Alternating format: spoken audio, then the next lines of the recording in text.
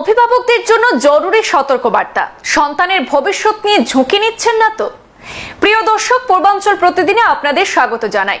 আজ আমরা এক গুরুত্বপূর্ণ বিষয় নিয়ে আলোচনা করতে যাচ্ছি, যা প্রত্যেক অভিভাবকের জানা অত্যন্ত জরুরি।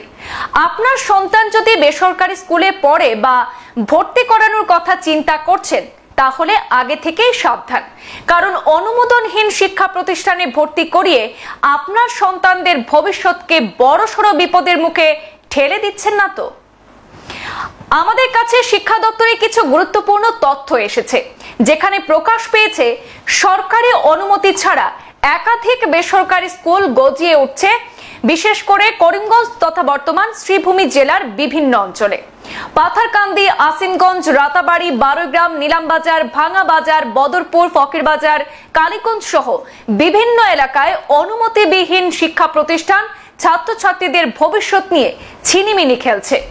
বেসরকারি বিদ্যালয়ে ভর্তির আগে অবশ্যই নিশ্চিত হতে হবে উক্ত স্কুলের ইউডাইস কোড আছে কিনা, নবম শ্রেণীর জন্য সেবা রেজিস্ট্রেশন কোড আছে কিনা, উচ্চ মাধ্যমিকের জন্য AHSEC রেজিস্ট্রেশন কোড রয়েছে কিনা।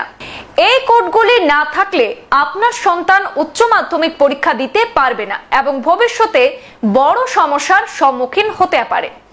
পূর্বাঞ্চল প্রতিদিনের অনুসন্ধানে বেরিয়ে এসেছে, অনেক সরকারি শিক্ষক বেসরকারি শিক্ষা প্রতিষ্ঠানের মালিকানা রাখছেন এবং সেখানে নিয়মিত পাঠদানও করছেন।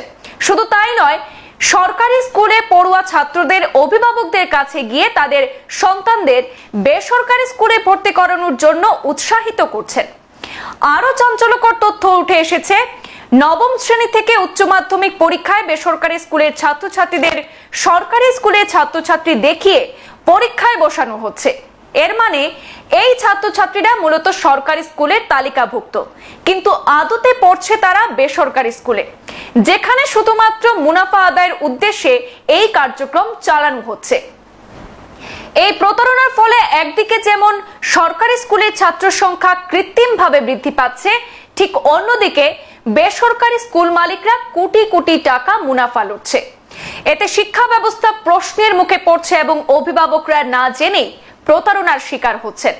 পূর্বাঞ্চল প্রতিদিনের টিম ইতিমধ্যে এইসব অনুমতিবিহীন অবৈধ শিক্ষা প্রতিষ্ঠানগুলির নাম এবং তথ্য সংগ্রহ করছে।